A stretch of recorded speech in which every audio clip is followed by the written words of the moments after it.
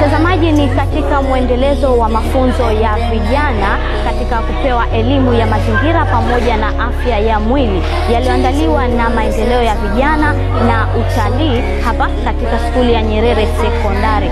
Siku ya leo mtazamaji, ni mada mbalimbali ambazo zitakazosomeshwa ikiwemo elimu ya kipindupindu, afya ya elimu ya mifupa, lakini pia jinsi ya kutunza mazingira yetu tukawa katika mazingira salama. Mimi ni Khair Nasor, nyuma kamera ni Masudi bin Ali. Karibu uwe nasi mwanzo hadi mwisho, vipo vingi vya kujifunza siku ya leo. Wakaribisha wageni wetu katika mafunzo yetu haya ya siku mbili ambayo yalianzia jana na yatamalizikia leo.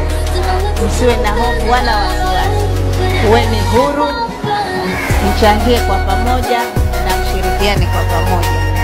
Siku sel ama kwa Kiswahili safi huwa tunaita kama selimundu. Wengine wamezoea kuita maradhi ya mifupa.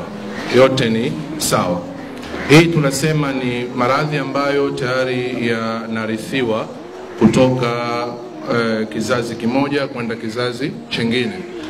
Bado kuna sintofahamu naweza kusema katika majumba, ukienda katika maskuli, ukienda katika baadhi ya familia, baadhi ya ndoa, kidogo kuna mvutano kidogo.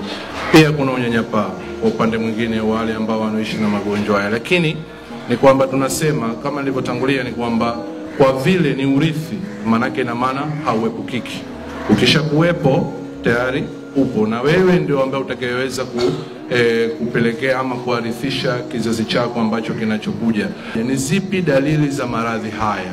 Sawa, miongoni mwa dalili za maradhi haya, kwa sababu ni urithi, mtoto huzaliwa nayo, dalili kubwa huanza kujitokeza toka mtoto anapozaliwa. Na mtoto anapozaliwa, kwa mfano, unaweza kumkuta mtoto kuanza kupiga manjano, macho, ngozi unaweza kuikuta anaanza kubadilika manjano, lakini pia kuumwa mara kwa mara. Ukimwi kwa mara ya mwanzo duniani ulionekana mwaka 1981.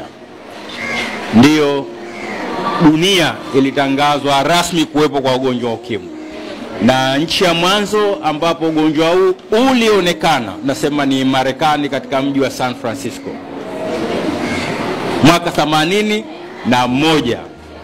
Lakini baada ya kuingia ugonjwa huo, watu unajua duniani unapoingia ugonjwa, daktari amesema hapa ugonjwa wa sickle cell umeingia kwenye miaka 1800 na sasa ukimwi ni 1981. Kwa hivyo bado ni ugonjwa mpya.